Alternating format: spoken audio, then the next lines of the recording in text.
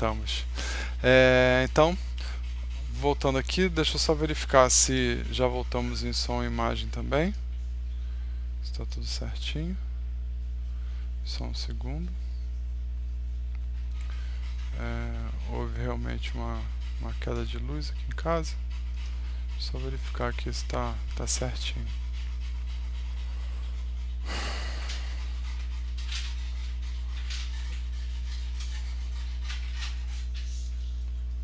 Pronto.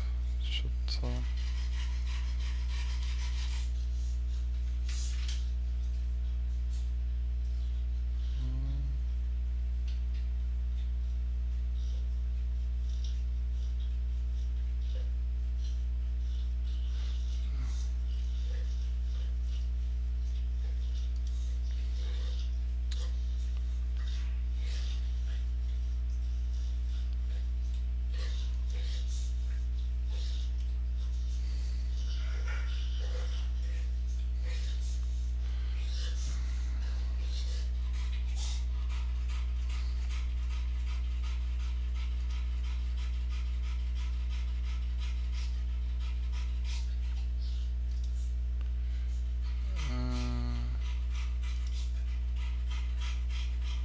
Vamos lá. Já consegui reparar, tá ao vivo aqui no YouTube, no Facebook. Deixa eu ver se eu consigo voltar aqui ao vivo também no YouTube. Só um segundo, por favor. Só para entender o que está acontecendo aqui.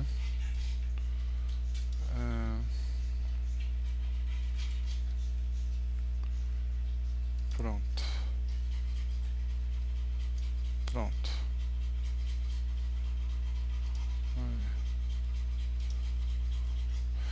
Vamos lá, continuando então.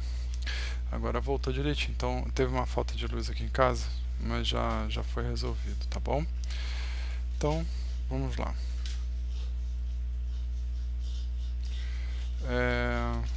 Como é necessário encorajar todas essas trabalhadoras, vejo as comunicações dos bons espíritos e elas dirigidas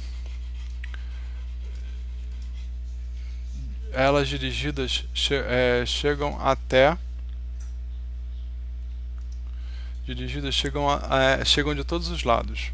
Os homens que fazem parte dessa sociedade também lhes dão a sua ajuda, fazendo leituras que muito agradam.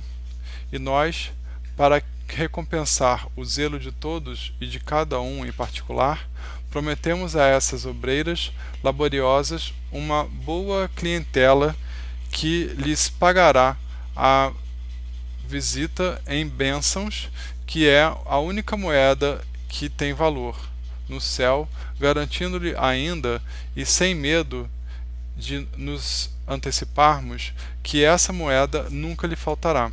Então, isso foi ditado pelo espírito Carita em Lyon, 1864. Então, Carita, que significa caridade, né? Era um espírito que tem declarações formidáveis e memoráveis. Inclusive existe a famosa oração de Carita, muito bonita, né?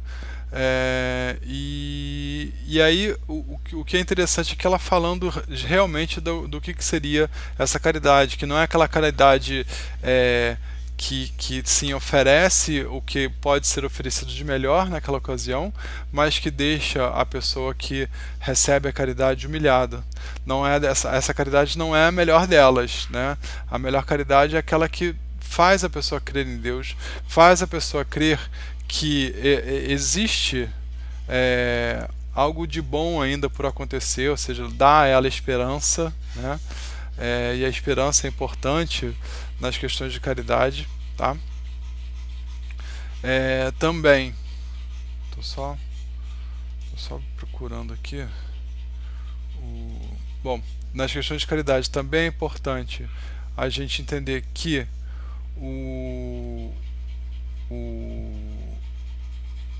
ela é bilateral, tá? Então aquela pessoa que recebe caridade também está sendo caridosa com a gente, porque está permitindo que nós possamos ser aqueles que as ajudem, né? Por incrível que pareça. E isso é muito importante, tá? Porque nós precisamos aprender auxiliando a não desconsiderar as pessoas, não desconsiderar a importância delas, tá bom? Bom, vamos fazer a nossa prece para a gente poder começar o nosso estudo. Só um segundinho. Querido Deus, amado Mestre Jesus, queridos mentores e amigos espirituais que se encontram conosco nesse momento, estamos todos aqui reunidos, Senhor, em Seu nome, felizes pela oportunidade de estarmos juntos, agradecidos pelo advento da internet, desses canais de intercâmbio de pensamentos, de cultura, agradecidos pela nossa saúde, pela nossa predisposição de estarmos já aqui sentados, agradecidos a esses queridos mentores espirituais que se colocam a nosso dispor, literalmente, beneficiando-nos com a sua boa vibração, auxiliando-nos na compreensão do texto, auxiliando-nos na compreensão e na execução dos nossos diálogos, nosso estudo. Agradecido pela presença dos queridos amigos espirituais que vêm aqui como nós aprender mais detalhes sobre a vida no mundo espiritual. Agradecido ao André Luiz pelo seu trabalho incansável, Chico Xavier pelas suas obras maravilhosas. Enfim, Deus, querido Jesus, estamos muito agradecidos pelo exemplo que nos deste e que tentamos viver e que continuaremos tentando viver por um bom tempo. Agradecido pela benevolência que tem conosco. Agradecido por disponibilizar esses mentores muito pacientes e caridosos que possam nos ajudar aqui no momento do estudo. Pedimos, Senhor, tão somente nesse momento, um pouco de paz e tranquilidade em nossas mentes e em nossos corações, para que possamos dedicar essa hora e meia ao estudo direto, ininterrupto, para que possamos focar e melhorar o nosso estado vibracional, focar no estudo, no pensamento, nas conclusões, mais do que isso, na aplicação desses ensinamentos no nosso dia a dia, que possamos, Senhor, com as suas bênçãos e com o auxílio dos mentores espirituais, dar por iniciada essa noite de estudos. Graças a Deus. Bom, então, na semana passada, a gente interrompeu o estudo num ponto, né, em que estávamos no diálogo da nossa amiga. Estou abrindo o livro aqui pra gente. Pronto. Não abriu. Estou vendo aqui se eu consigo abrir o livro. O livro também não quer ser aberto hoje. Agora, não, o livro não quer ser aberto, gente. Espera aí, eu vou abrir aqui outro. Só um instante.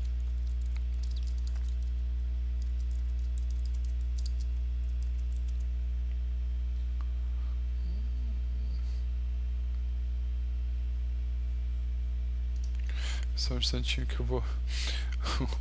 Nosso livro não quis vir para aula hoje.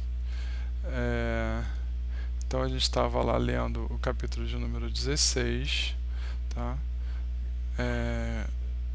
Só um instantinho. Estou chegando aqui no capítulo. Aqui. Capítulo de número 16. Já vou mostrar para vocês. Um capítulo bem longo. Acho que é o capítulo mais longo desse livro. Aqui.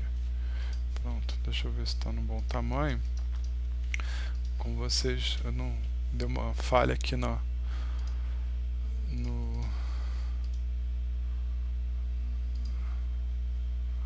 aí, pronto, ok, tá aí, mandato mediúnico. Deixa eu só acertar aqui. Então, a capa do livro vocês já conhecem, né? Essa é a capa do livro, nos domínios da mediunidade, psicografia de Francisco Cândido Xavier, pelo Espírito André Luiz. Nós estamos na leitura, fazendo a leitura do capítulo de número 16, chamado Mandato Mediúnico, tá? Se vocês puderem, deixa eu ver se eu consigo aumentar aqui, peraí, pronto, acho que assim está mais legível, pronto. Se vocês me ajudarem aí, a gente encontrar onde a gente parou, porque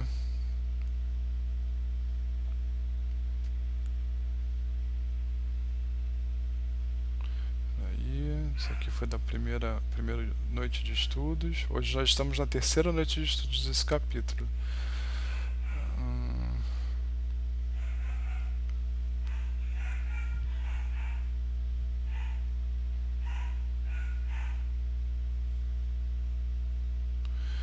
Aqui está falando, aqui já é a segunda parte que a gente leu.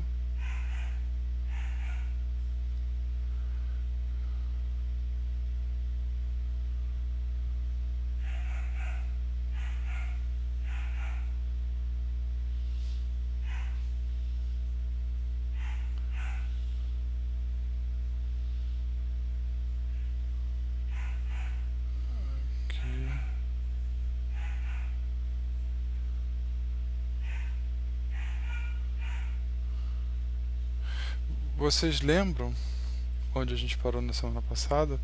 Porque eu tinha a marcação no outro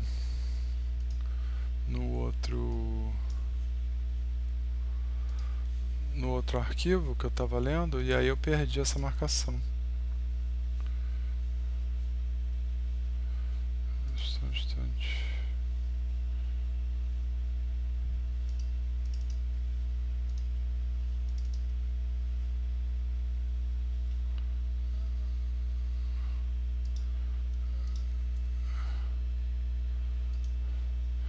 Pessoal aí do YouTube, se puder me ajudar, agradeço bastante.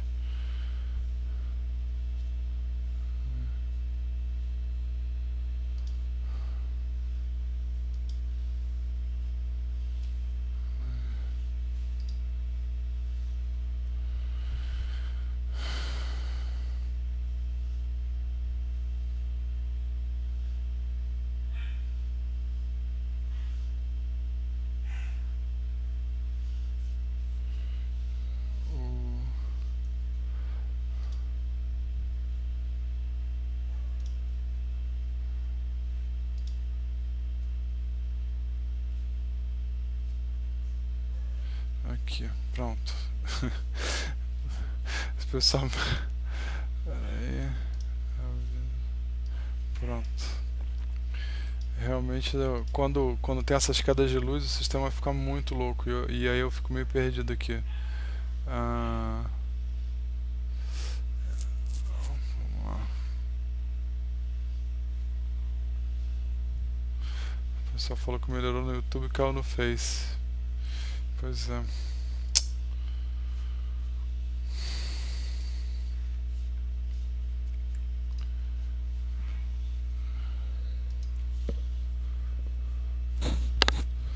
Tô tentando recuperar aqui.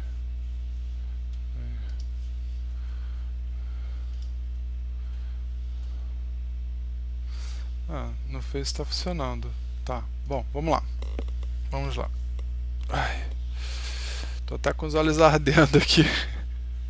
Eu tava pedindo auxílio aos universitários, o pessoal me dizer onde é que a gente parou na aula passada. Pode me ajudar aqui.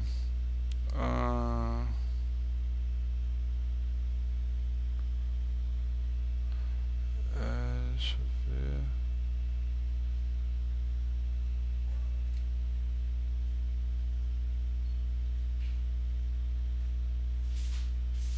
Tá, é um pouquinho antes aqui. Um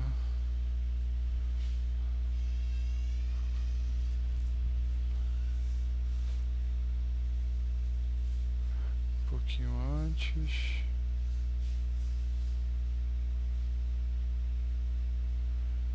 Aqui.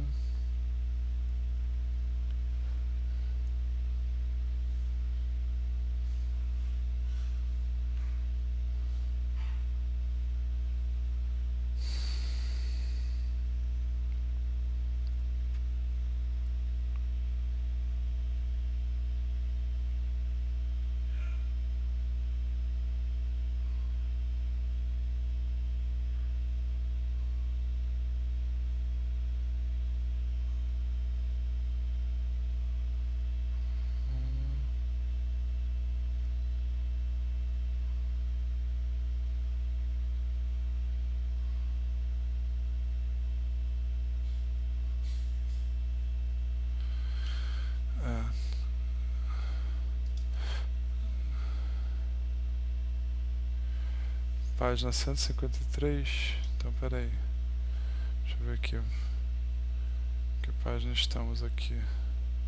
143. 153? Mas é do livro de vocês, né? Só um instante, gente. Desculpa, tá? Mais uma vez, desculpa. Eu vou dar uma olhada aqui na nossa transmissão da semana passada e ver onde é que a gente terminou. Onde a gente parou, tá? Porque eu cheguei aqui e tava com isso já certinho pra gente fazer. E aí travou a apresentação onde eu faço.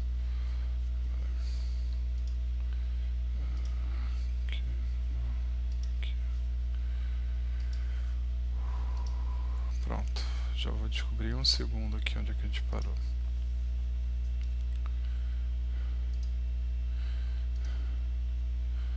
Eu até já cansei um pouquinho de ficar toda hora pedindo desculpa. Mas exige da gente bastante, às vezes, bastante resignação, né? Aqui. De todos nós, não é só de mim, não. Deixa eu voltar aqui um pouquinho.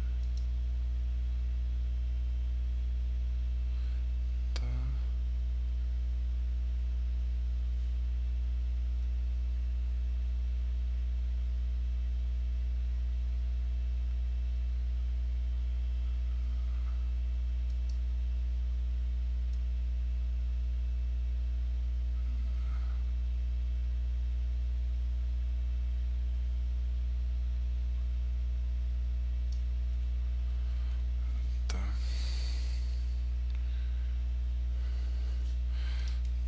Acho que agora eu já achei. Aqui.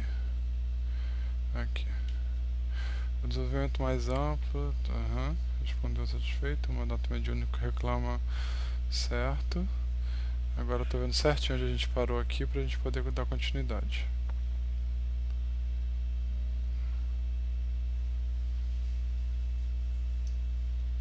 Aqui. 145.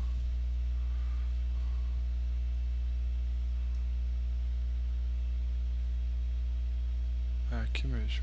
Tá, pronto. Encontrei, gente. Vamos lá. Então, a gente parou o texto aqui. O menor esforço, Gabriel Ambrosino planeja a experiência atual.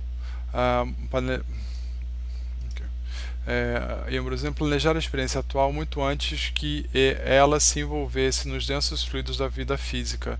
Então, foi o que eu falei. Gabriel e Ambrosino já tinham esse planejamento, onde o Gabriel trabalharia como mentor do trabalho espiritual e a Ambrosina a médium.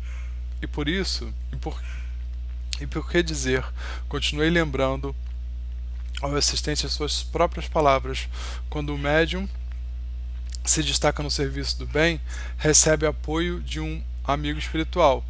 Se esse amigo espiritual e o médium já se encontram irmanados um ao outro desde muito tempo, o instrutor fitou-me de frente e falou: em qualquer cometimento, não seria lícito desvalorizar a liberdade de ação. Ambrosina comprometeu-se. Isso, porém, não impediria de cancelar o contrato de serviço, não obstante reconhecer-lhe a excelência e a magnitude. Poderia desejar imprimir novo rumo ao seu idealismo de mulher, embora adiando realizações sem as quais não se erguera livremente do mundo. Os orientadores da espiritualidade procuram companheiros não escravos. O médium digno de missão ao auxílio não é um animal subjugado à canga, mas sim um irmão da humanidade e um aspirante à sabedoria. Deve trabalhar e estudar por amor. É por isso que muitos começam a jornada e recuam. Livres para decidir quanto ao próprio destino, muitas vezes preferem estagiar com indesejáveis companhias, caindo em temíveis fascinações.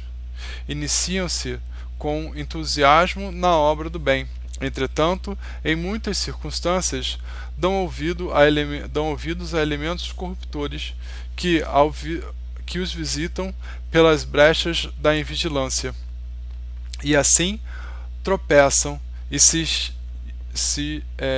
estiram na cupidez, na preguiça, no personalismo, destruidor ou na sensualidade delinquente, transformando-se em foguetes dos adversários da luz, que lhes vampirizam as forças, aniquilando-lhes as melhores possibilidades, isto é, da experiência de todos os tempos e de todos os dias. Então, aqui está sendo falado a coisa mais importante que eu sempre falo aqui, que é a questão do livre-arbítrio. Existe sim planejamento reencarnatório, foi-se decidido pelos dois, Gabriel e Ambrosina, no plano espiritual, que eles fariam esse trabalho em conjunto, tá? Mas lembrando sempre, né, que a Ambrosina, ela depois de encarnada, ela tem toda a liberdade de ação, é o que a gente chama do livre-arbítrio, né? Então, ela poderia seguir os seus componentes femininos e querer ser mãe, ter família, ideais de mulher, clássicos, né, vamos dizer assim.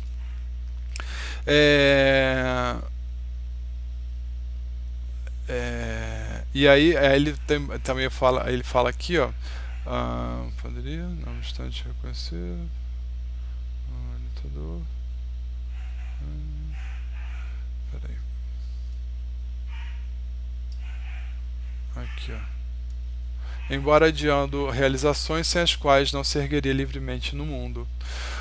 Os orientadores da espiritualidade procuram companheiros, não escravos. Isso aqui é super importante, tá? E isso tem tudo a ver com outras religiões espiritualistas que trabalham a reencarnação também, que eles se auto-intitulam, né, dominados. Eles dão um nome cavalo, né? Eles dizem que o médium é o cavalo do espírito, que vai ser ali domado e dominado e domesticado e utilizado pelo espírito sempre que for preciso, certo? Aí ele continua assim: o médium digno da missão do auxílio não é um animal subjugado à canga, mas sim um irmão da humanidade e um aspirante à sabedoria. Deve trabalhar e estudar por amor. Então, a união entre o trabalhador espiritual e o médium, ela é por amor ao trabalho, por amor ao próximo, certo? Não se deve esquecer disso. Quando passa pela questão da obrigação, né, quando passa a ser obrigação, aí muitas vezes isso pode se distorcer, tá? E aí ele fala justamente aqui, é por isso que muitos começam a jornada e recuam, certo? Porque é óbvio que uma jornada desse tipo, ela é cheia de dificuldades, cheia de limitações em relação às questões do mundo, né? E aí ele fala disso, ó, livres para decidir quanto ao próprio destino, muitas vezes preferem estagiar nas indesejáveis companhias. Por quê? Porque eles vão estagiar justamente nas vias do prazer. Essas companhias indesejáveis são companhias que simplesmente vão desviá-lo desse caminho que foi planejado no planejamento reencarnatório, tá? Caem em terríveis fascinações. Por quê? Porque apesar de terem aberto mão do planejamento reencarnatório que foi feito com a espiritualidade para o trabalho mediúnico, o canal mediúnico, ou seja, aquela sensibilidade mediúnica, ele não cessa, ele não deixa de existir. E aí eles acabam caindo justamente nessas terríveis fascinações. Por quê? Porque a integração com o espírito, se é um espírito que está levando para caminhos não muito equilibrados, vamos dizer assim, pode levar justamente a um processo de fascinação, tá? E aí ele continua: iniciam-se com entusiasmo na obra do bem.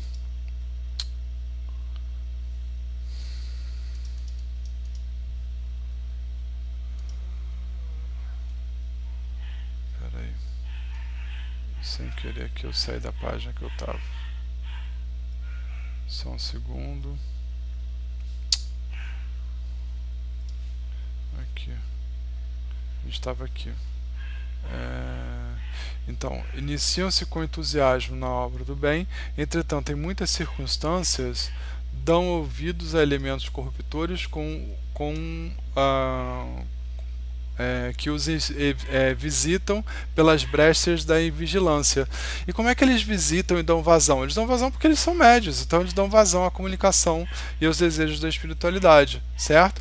Mas pelas brechas da invigilância. Então, na parte em que existe alguma invigilância nas questões morais, nas questões de pensamento, existe ali uma brecha por onde eles podem dar vazão aos seus desejos, tá?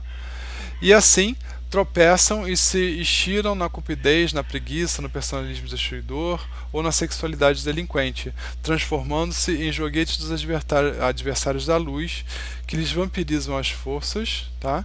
Então, isso é importante, né? Vão vampirizar as forças, por quê? Porque ele é o único encarnado em questão. Os outros são todos encarnados, então eles precisam dele para receber as energias materiais.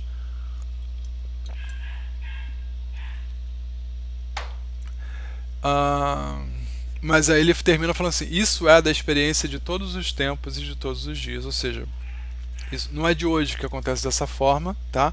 Hoje nós temos certas expressões dessas questões, mas isso já acontece há muito tempo. Sim, sim, concordei, mas não seria possível aos mentores espirituais a movimentação de medidas capazes de pôr cobro aos abusos quando os abusos aparecem? Então, olha que pergunta interessante, né? Será que não haveriam possíveis medidas espirituais para impedir essa escolha, para impedir que essa pessoa sofra esses tais abusos? O que vocês acham disso? Né? Que a espiritualidade ela pode ativamente impedir uma escolha de alguém? Vamos lá, vamos ver o que o Aulus responde para a gente. Meu interlocutor sorriu e obtemperou. Cada consciência marcha por si, apesar de serem numerosos os mestres do caminho. Devemos a nós mesmos a derrota ou a vitória. Alma e coletividade adquirem as experiências com que se redimem ou se elevam, ao preço do próprio esforço. O homem constrói, destrói, reconstrói destinos, como a humanidade faz e desfaz civilizações, buscando a melhor direção para responder aos chamamentos de Deus. É por isso que pesadas tribulações vagueiam no mundo, tais como a enfermidade e a aflição, a guerra e a decadência, despertando as almas para o discernimento justo. Cada qual vive no quadro das próprias conquistas ou dos próprios débitos.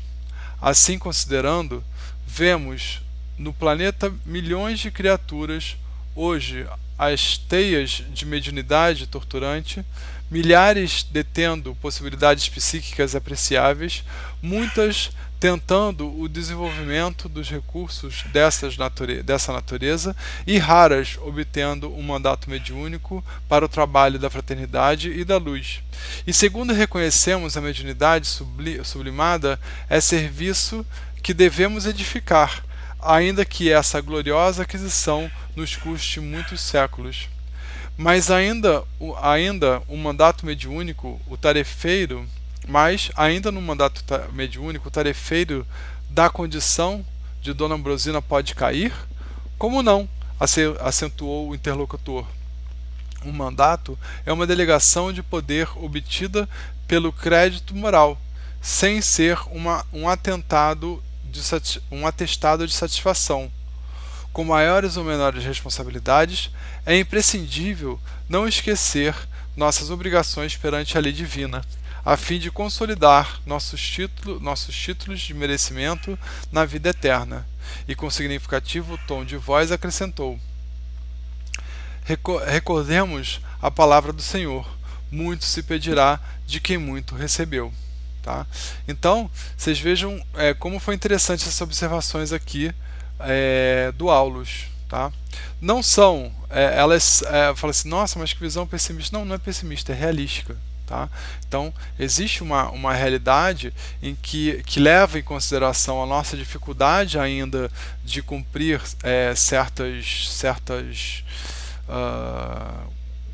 cumprir com certo conforto algumas limitações que uh, a vida a vida do trabalho, da caridade nos impõe, que faz com que muitas vezes trabalhos sejam deixados, tá? Então, a pergunta do André Luiz foi: seria possível aos mentores espirituais a movimentação de medidas capazes de pôr cobro aos abusos quando os abusos aparecem? Aí ele respondeu: cada consciência marcha por si, apesar de serem numerosos os mestres do caminho. Então, cada um com a sua livre escolha, segundo a sua consciência. Tá? Devemos a nós mesmos a derrota ou a vitória, ou seja, nós somos os responsáveis das nossas escolhas. É isso que ele quer dizer. Então, derrota ou vitória, na verdade, não significa eternidade, derrota eterna, vitória eterna. Não. São vários os caminhos, as campanhas, os motivos de trabalho, né? E que vão se aprimorando ao longo do tempo, ganhando em complexidade, certo? E nós também vamos nos aprimorando. Então, nós também, ao longo do tempo, à medida que o trabalho se torne mais difícil, nós podemos sim desistir, né, do trabalho, tá? Porque às vezes a gente perde o foco, e isso acontece, tá? Almas e coletividade adquirem as experiências com que se redimem ou se elevam ao preço do próprio esforço. Então, é importante que a gente entenda isso, né? Que tanto as almas na individualidade como a coletividade, ou seja, o social, adquirem experiências, eles vão passar por coisas, né, que se redimem ou se elevam no preço do próprio esforço e das próprias escolhas. O homem constrói, destrói, reconstrói. O homem constrói, destrói e reconstrói destinos, como a humanidade faz e desfaz a civilização, buscando a melhor direção para responder ao chamamento de Deus. Aí ele continua. Aí ele fala assim: pesadas tribulações vagueiam pelo mundo, tais como enfermidades, aflições, a guerra, a decadência, despertar de almas para o discernimento justo. Cada qual vive no quadro. Despertando, né, as almas para o discernimento justo. Então, essas tribulações que vagueiam pelo mundo funcionam como o quê? Agentes de despertar das almas para o discernimento justo. Tá? Aí ele falando aqui, né, mais uma vez, da responsabilidade da escolha, cada qual vive no quadro das próprias conquistas ou dos próprios débitos. Tá? Aí ele continua: vemos no planeta milhares de criaturas sob as teias da mediunidade torturante, milhares detendo possibilidades psíquicas apreciáveis, muitas tentando o desenvolvimento dos recursos dessa natureza e raras obtendo um mandato mediúnico para o trabalho da fraternidade da luz, né? Por essa questão, né? Existem muitas pessoas trabalhando, sim, são muitas, né? E a comunidade espiritual, ela vai e tenta com um médium, e aí tenta, investe, assim, vai investindo ali, né? Mas às vezes aquele médium ele pega um outro tipo de caminho. Elas vão literalmente deixar aquele médium, tá? E vão se caminhar por uma outra pessoa que se apresente mais capaz para o trabalho. É mais ou menos assim, porque para a espiritualidade superior não há tempo a perder, certo? E segundo, reconhecemos a mediunidade sublimada é serviço que devemos edificar, ainda que essa gloriosa aquisição nos custe muitos séculos. Então, a gente deve realmente glorificar e respeitar, né, a pessoa que tem essa mediunidade sublimada, certo? Porque isso é fruto de aquisição que levou séculos, às vezes, para ser conquistada. E aí o André Luiz pergunta: mas a dona Ambrosina pode vir a cair, mesmo no estágio que já está? E aí ele responde: como não? O mandato é uma delegação de poder obtida pelo crédito moral, sem ser atestado de santificação. Então o mandato ele não é atestado de santo, o mandato é só assim, a pessoa conseguiu crédito moral suficiente para ter um mandato mediúnico acertado, planejado no planejamento reencarnatório. No entanto, essa pessoa ela não é santa, certo? Então ela tem ainda momentos de vigilância onde ela pode passar por dificuldades e acabar rompendo com esse mandato mediúnico. Tá? Com maiores ou menores responsabilidades, é imprescindível não esquecer nossas obrigações perante a lei divina, a fim de consolidar nossos títulos de merecimento na vida eterna. Tá? E com significativo tom de voz acrescentou: recordemos a palavra do Senhor, muito se ela pedirá de quem muito recebeu. Então, é importante que a gente entenda que existe sim um grau de responsabilidade muito grande quando a gente se coloca no serviço, no trabalho, porque muito será pedido, muito será cobrado, muitas dificuldades serão impostas por aqueles que de alguma forma veem no serviço daquela pessoa algum ponto em que ela discorde ou que ela gostaria que fosse diferente, tá bom? E aí são os famosos degraus que nós temos que aprender a passar, tá bom? A conversação à margem do serviço oferecia muito material de meditação. As valiosas anotações do assistente em ser reportando a mediunidade impeliam-me a silenciar e refletir.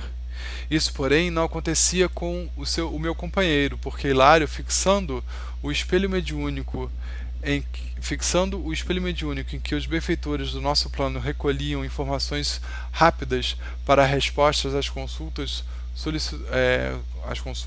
solicitou do nosso orientador alguma definição sobre o delicado instrumento que funcionava às mil maravilhas, mostrando quadros com pessoas angustiadas e enfermas, de momento a momento. É um televisor, manobrado com recursos de nossa esfera.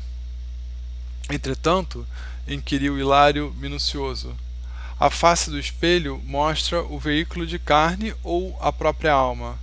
A própria alma. Pelo exame do perispírito, alinham-se avisos e conclusões. Muitas vezes é imprescindível analisar certos casos que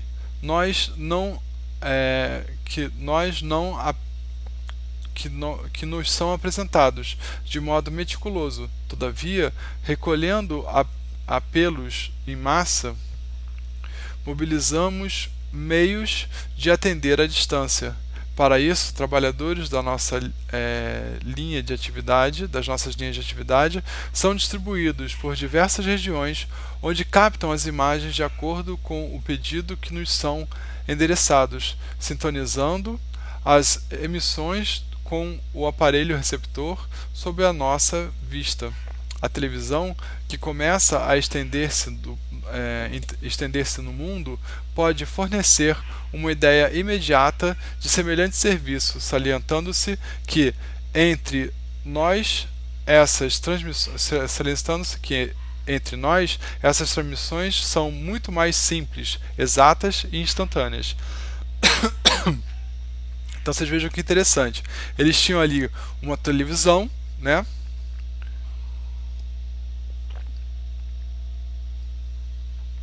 Como nos moldes que conhecemos hoje.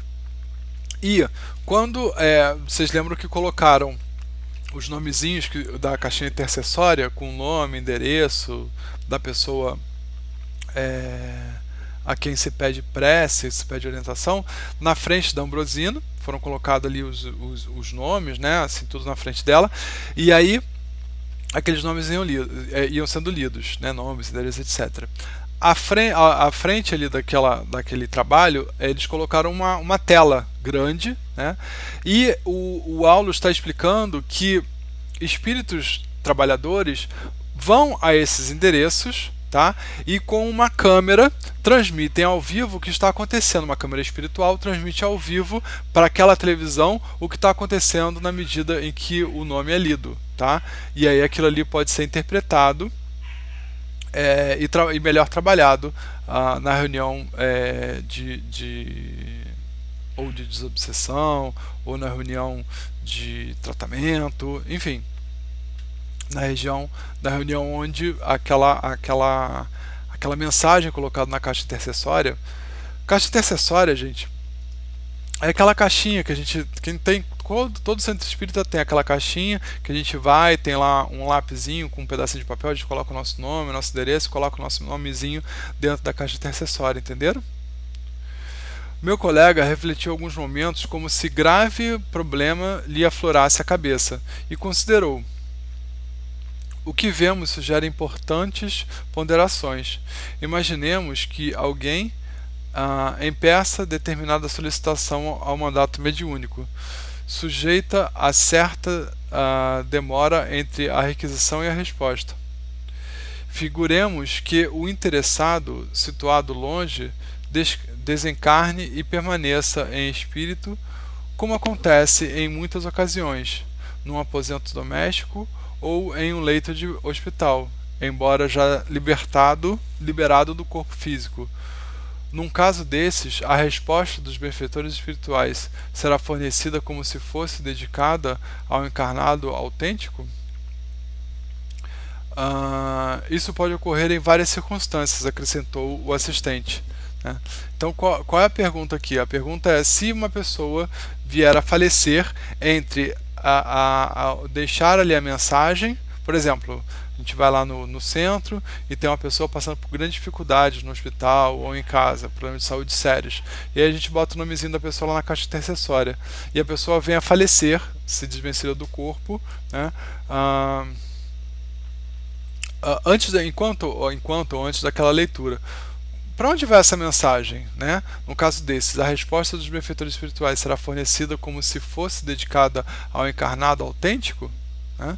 Ou seja, vai para a pessoa encarnada ou vai para o espírito? Isso pode ocorrer em várias circunstâncias, acrescentou o assistente, de vez que não nos achamos num serviço automático ou milagroso. Agimos com o espírito de cooperação e boa vontade, dependendo o êxito do auxílio mútuo, porque uma só peça não solucionará os problemas da máquina inteira. Funcionários que recolhem anotações reclamam o concurso eficiente daqueles que as transmitem.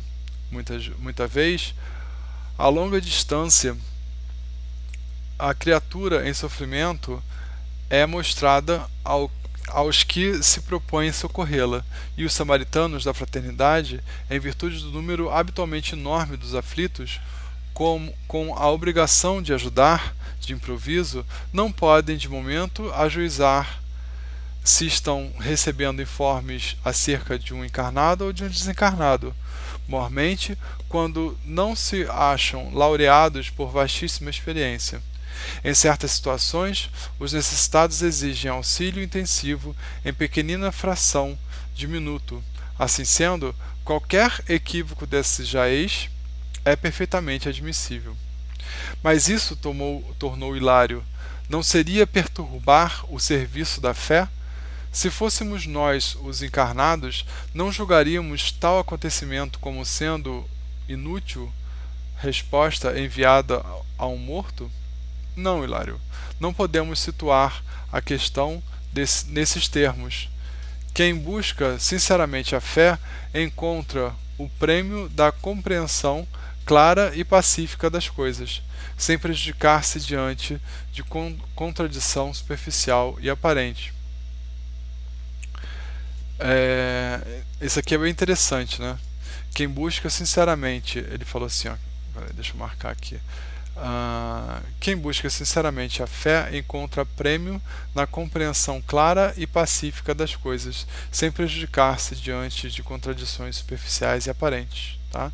Então, se a pessoa está buscando sinceramente a fé, né, se ali é legítima a busca da pessoa, ela vai encontrar o caminho e isso não vai ser muito dificultado para ela. Tá? Nesse ponto do diálogo, o assistente meditou um instante e observou: mas se os consulentes são exemplares de leviandade e má-fé, abeirando-se do trabalho mediúnico do propósito deliberado de estabelecer a descrença e a secura espiritual, semelhantes resultados, quando se verificam, devem para eles como justa colheita dos espinhos que plantam, de vez que servem para eles como justa colheita dos espinhos que plantam, de vez que abusam da generosidade e da paciência dos espíritos amigos e recolhem para si mesmos a negação e a tortura mental. Quem procura a fonte límpida, arremessando-lhe lodo à face, não pode em seguida obter a água pura. Hilário, satisfeito, silenciou. E porque 2 médiuns de cura passassem a socorrer doentes em sala próxima, enquanto Dona Ambrosina e os oradores cumpriam seus edificantes deveres, procuramos o serviço de passes magnéticos à cata de novos conhecimentos. E assim termina o capítulo, tá? Bom, nesse capítulo a gente teve uma ideia, então, de como funciona a caixa intercessória. Como é que se alguém alguma vez se perguntou como é que funciona, então, aqui no capítulo, como é que funciona, por que a gente bota o nome e o endereço, por que tem que ter precisão, e por que às vezes é bom botar o endereço do trabalho, ou botar o endereço de casa, ou do hospital, porque os espíritos benfeitores que trabalham nesse serviço, eles vão buscar a pessoa no seu endereço e usar como se fosse uma câmera de vídeo para filmar ao vivo e mostrar para as pessoas do trabalho o que está acontecendo para que possa haver a intercessão necessária espiritual, tá bom? Bom, vamos ao chat para ver como estamos aí de perguntas, de participações. Peraí, só um segundo, aqui, pronto, vamos lá.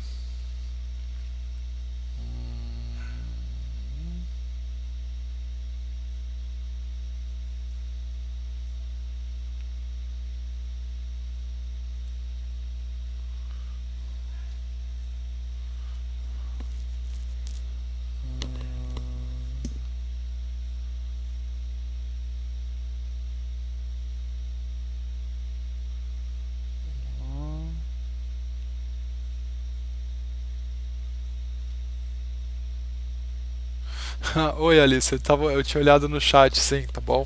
Eu vi que era 153, mas é que meu livro, a página é outra, né? Aí a Cam falou, Maura, só é 143, então a gente já se achou, tá? Vamos lá. Eu peço desculpas aí por essa confusãozinha.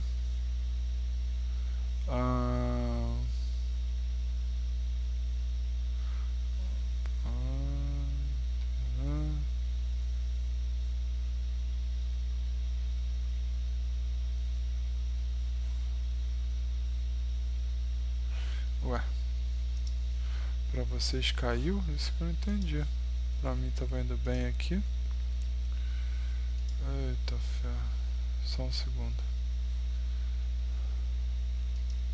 Daí.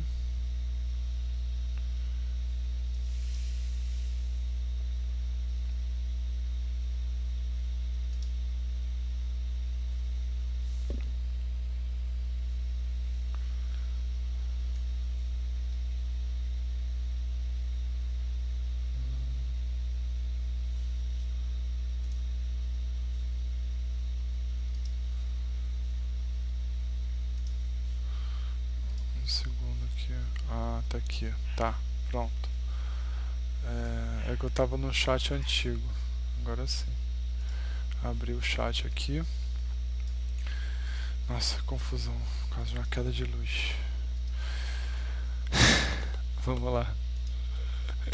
Tava aqui tão frustrado. Poxa, eu tô falando tanto aqui e caiu. Agora sim. Vamos lá. Pronto. Daniel falou assim, ó, Mauro, em nossa condição ainda mediana, um mandato mediúnico seria em tarefa humilde, mas constante, que não se desvia por melhora da vida, que a renegue, sabendo ser fiel a esse chamado. Então, na verdade, assim, é na nossa condição mesmo que os mandatos mediúnicos acontecem, certo? Por isso que ele estava falando que eles acontecem às contas dos milhões, dos milhares, né? São muitas pessoas que têm essa programação e algumas conseguem levar a cabo porque realmente existe uma dificuldade, porque existe muita doação, muitas dificuldades, não só nas dificuldades do trabalho, mas também nas dificuldades pessoais daquele ser humano ao longo da sua vida. E isso, poxa, eu tô no trabalho espírita desde 1994. Tanta coisa já aconteceu, tanta coisa já mudou, tantas vezes eu entrei num serviço e aí me arrependi e fui para outro, e aí me cansei do que eu estava fazendo e fui me colocar em outra situação. Isso é, de certa forma, normal, tá? De certa forma, normal. E o mais interessante é que qualquer bom centro espírita, ninguém vai falar assim, ah, você é bom para isso, vai fazer isso aqui. Não. As pessoas respeitam o seu direito ao livre-arbítrio, a sua liberdade de escolha, para que você possa ser a melhor pessoa que você pode ser naquele momento, tá? A Elis Patrícia perguntou assim: o mesmo espírito poderia se comunicar ao mesmo tempo na sessão que a decorrer por dois médiuns diferentes? Não. Eu entendi o que você perguntou. Se um mesmo espírito poderia utilizar-se de dois médiums para fazer a comunicação. Isso não é relatado nem é muito comum, tá? Assim, em termos de espiritualidade superior, eu não vejo muita impossibilidade não, porque tem as irradiações, ele pode irradiar para cá, para lá, eu não vejo muito problema por isso não. Mas nesse plano aqui que a gente está trabalhando, que é o plano dos espíritos sofredores, as pessoas com dificuldade, buscando alguém que os ampare, nesse plano não existe conhecimento para isso, tá bom, Elis? Mas não vejo como algo impossível não, apesar de não haverem relatos, eu não vejo como algo impossível não, tá bom? Boa noite a Mônica, que chegou um pouquinho depois. Vamos lá. A Elis perguntou de novo: se misturar o falso com o verdadeiro quando se trata de fenômenos obtidos pela intervenção dos espíritos. Então, misturar o falso com o verdadeiro, isso não é uma questão de falso ou verdadeiro, é uma questão mesmo de passividade e animismo, tá? A gente estudou isso lá nos primeiros capítulos e viu que sempre vai existir um pouco de animismo, porque o espírito que está falando através do médium, o médium ele dá um pouco de si, certo? E isso influencia um pouquinho na comunicação, e isso é inevitável, tá bom? Então,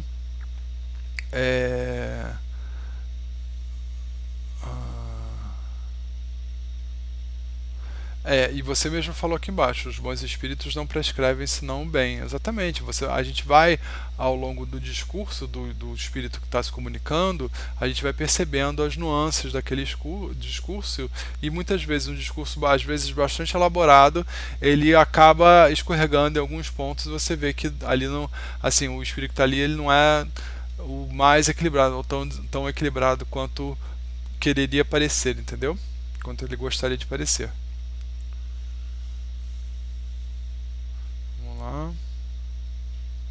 O Daniel falou assim: nesse currículo espiritual encarnatório que nos credencie bem no plano espiritual, seria justo aos irmãos que sofrem em auxílio mútuo individual ou em equipe e não sem esse desconforto social? Não entendi essa pergunta. Nesse currículo espiritual encarnatório que nos credencia bem no plano espiritual, seria junto aos irmãos que sofrem auxílio mútuo individual ou em equipe e não sem esse desconforto social. Não entendi. Não entendi mesmo. O que, se, talvez eu tenha entendido assim, que se os espíritos que se colocam no mandato mediúnico, eles trabalham sozinhos, ou se trabalham em equipe, ou se é um esforço individual, né? Não, o que acontece? Existem os espíritos trabalhadores e os espíritos afins, né? Então, as pessoas vêm, se colocam, reencarnam, né, e se colocam diante do trabalho e se colocam ali positivamente, né, para o trabalho, e espíritos afins vão se agregando ali àquele trabalho à medida que eles vão percebendo que ali tem alguma forma deles exercerem o serviço para o qual eles foram designados, certo? E do outro lado também, né? Tudo é uma questão de lei de afinidade. Então, o que a gente sabe é que a gente mesmo que a gente acha que está sozinho, pelo menos o nosso mentor, o nosso anjo guardião, ele está com a gente, então a gente nunca está sozinho, tá? E fora disso, são verdadeiras equipes que trabalham, porque na medida que um serviço vai como eu falei anteriormente, vai se legitimando, ele vai crescendo em tamanho e outros espíritos veem ali uma oportunidade de trabalho e se agregam por afinidade ao trabalho aquelas pessoas e começam a servir, tá? É de uma forma bem natural mesmo, tá bom? Não existe constrangimento.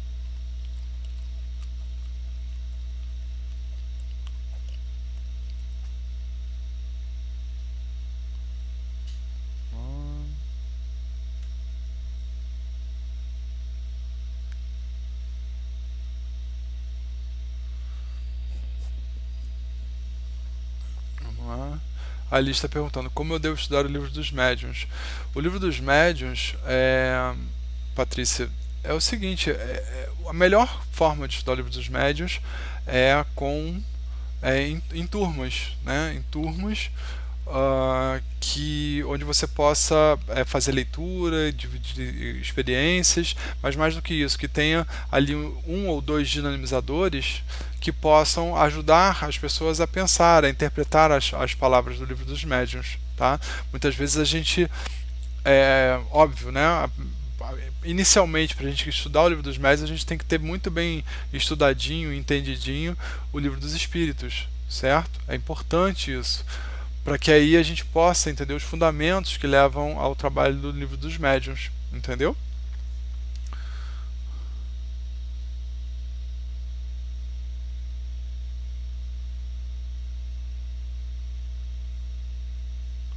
O Donato fala, Mauro quis dizer que o nosso credenciamento seria junto aos que sofrem e não evitando o contato com aos que sofrem.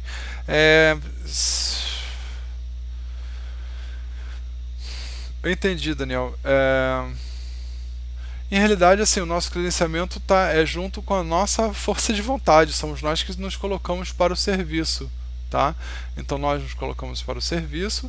Os mentores da reencarnação, do planejamento reencarnatório, vão nos orientar do que somos capazes, o que poderemos fazer, como poderíamos melhor aproveitar a nossa programação reencarnatória, e aí nos colocarão onde. Não é que nos colocarão, porque parece. Porque aí no caso vem como mandato mediúnico, mas porque eles nos colocarão, sim, mas é a escolha nossa permanecer ali, entenderam? Então não é obrigatório, mas eles nos colocarão no local reencarnatório, no ambiente reencarnatório, que melhor se encaixa as nossas possibilidades de viabilidade de crescimento, tá? Então, e sim, muitas vezes a gente precisa ficar perto daqueles que sofrem para poder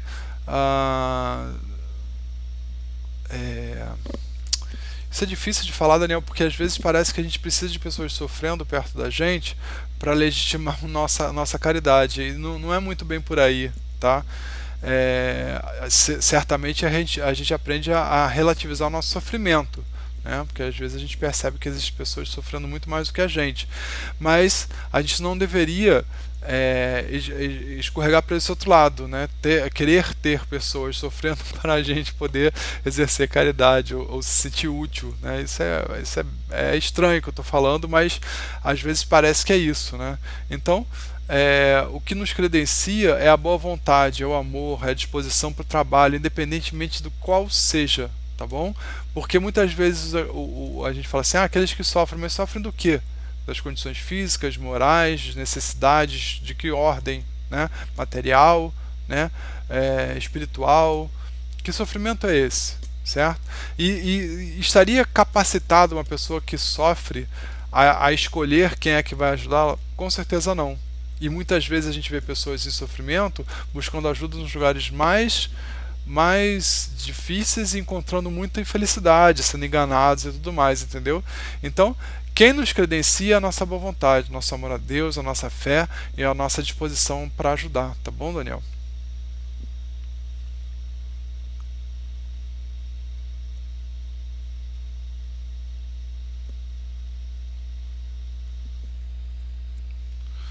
A Alice falando assim, eu estou um pouco confuso. Quando a pessoa morre, as mensagens tanto do espírito encontrado ou encarnado ou desencarnado, o médium sabe que o espírito é ou não desencarnado?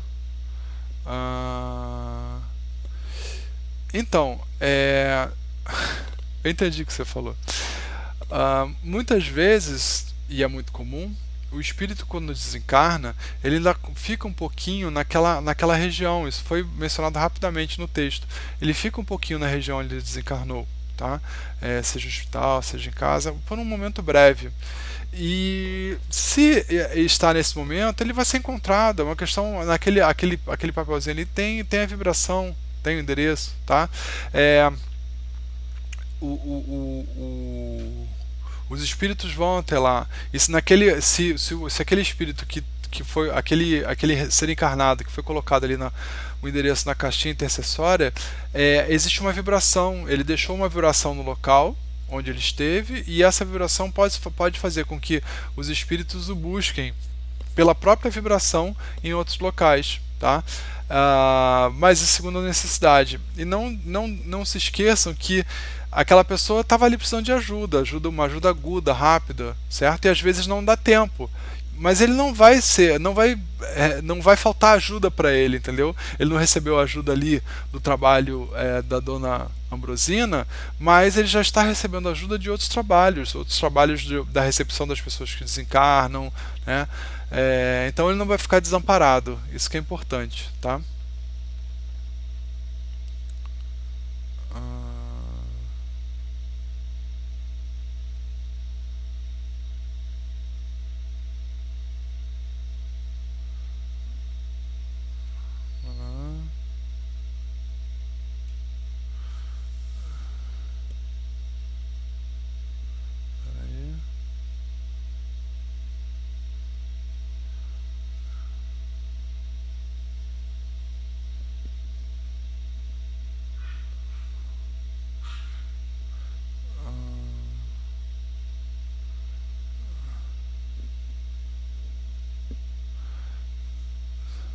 Tá. Pronto. Vamos lá. Deixa eu ver aqui se tem algum questionamentozinho no Facebook, que aí eu mostro para vocês. Só um segundinho.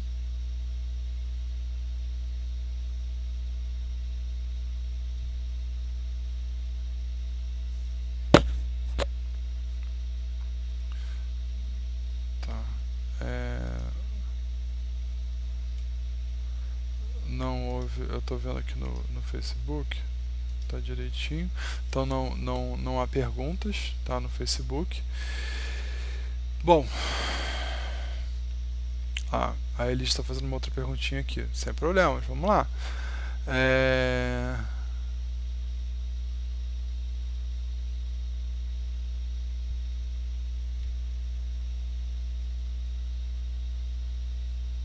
Bom,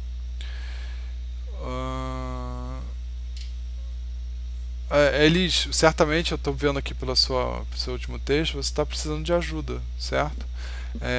E essa ajuda ela é através da prece, através da leitura, através do culto do evangelho em casa, através da frequência das pessoas, todos os que podem, né, algum tipo de religião, tá?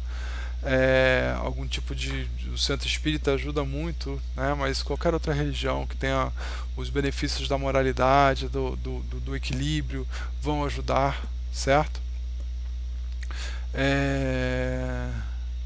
Então, lembrando, você falou assim que minha prima perdeu a mãe, lembrando que ela não perdeu a mãe só mudou de plano, ela desencarnou, ela mudou de estágio vibracional, largou o estágio vibracional da carne para o estágio vibracional espiritual, né? Isso já tem 6 meses, né?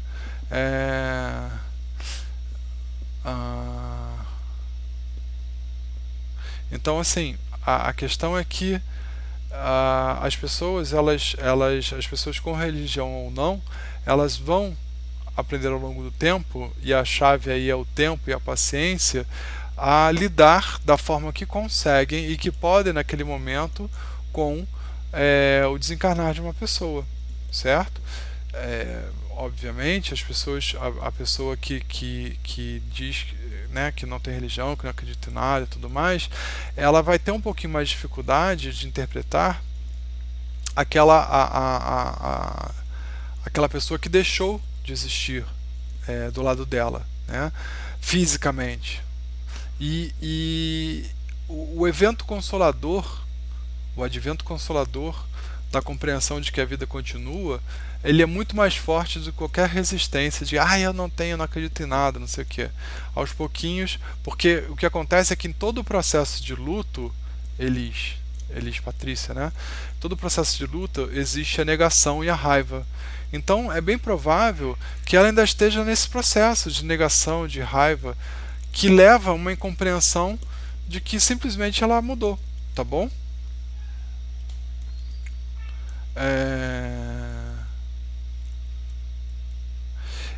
Assim, eu acho que você não deve tentar colocar o seu conhecimento de forma respeite o livre-arbítrio dela, respeite o momento dela, né? Se ela pedir apoio, sim, você vai dar o apoio da forma que você conhece, sem tentar doutriná-la. Sempre que a gente tenta doutrinar alguém, existe uma chance muito grande dessa pessoa não pedir mais os nossos conselhos. Por quê? Porque cada um está num estágio de compreensão, entendeu, Elis? E aí a forma como a pessoa pode compreender aquilo ali, pode interpretar o que está sendo dito, pode ser ofensiva para ela, ou pode não, no momento de dor, ela não alcança aquela compreensão, tá? Então, mais uma vez, é necessário que a gente aprenda a respeitar o momento daquela pessoa e permitir que ela encontre ao seu tempo, né, com a sua curiosidade ou não, as suas explicações e a sua forma de compreender a vida e o mundo, e obviamente também o deixar da vida e do mundo, tá bom? Bom, o Júlio Marco entrou agora, um pouquinho mais tarde, estamos terminando aqui o nosso estudo. Vamos fazer a nossa prece de encerramento, ok? Querido Deus, amado Mestre Jesus, queridos mentores e amigos espirituais que se encontram nesse momento conosco, estamos todos aqui reunidos, Senhor, em seu nome, agradecidos mais uma vez pela oportunidade do estudo, da compreensão das questões da vida e dos fenômenos que precedem e sucedem esta vida espiritual que agora estamos. Agradecidos pelo texto maravilhoso que nos dá ensejos de compreensão e de mudança, de interpretação e também de melhores formas e bagagens de explicar e elucidar dúvidas de outras pessoas que possam vir a nos questionar na compreensão dos mecanismos que nos levam da vida material para a vida no mundo espiritual. Nós sabemos, Senhor, que a morte não existe. Existe sim a mudança de planos.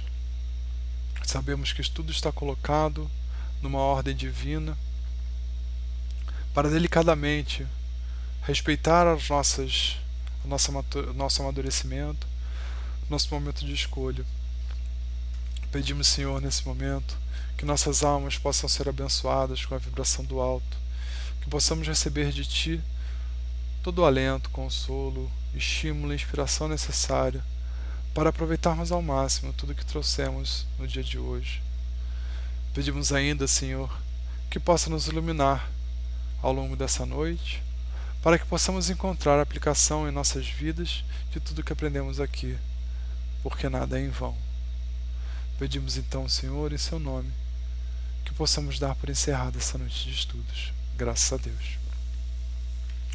Bom, gente, terminamos assim mais uma noite de estudos. Tá? Uma ótima semana a todos vocês, fiquem bem. Na semana que vem a gente vai... Lembra que eles estavam falando que eles estavam lá observando o trabalho da Ambrosina e perceberam que do lado, na sala ao lado, estavam ocorrendo passes de tratamento, né? E aí, na semana que vem, nós vamos estudar justamente o serviço de passes, tá bom? Fiquem com Deus, uma ótima semana a todos, tá? E vamos continuar estudando, tá bom? Ó, um grande beijo, uma boa semana. Na quinta-feira a gente se vê às 18 horas para o último capítulo do livro Impermanência e Imortalidade. Fiquem com Deus. Mais uma vez, uma ótima semana a todos.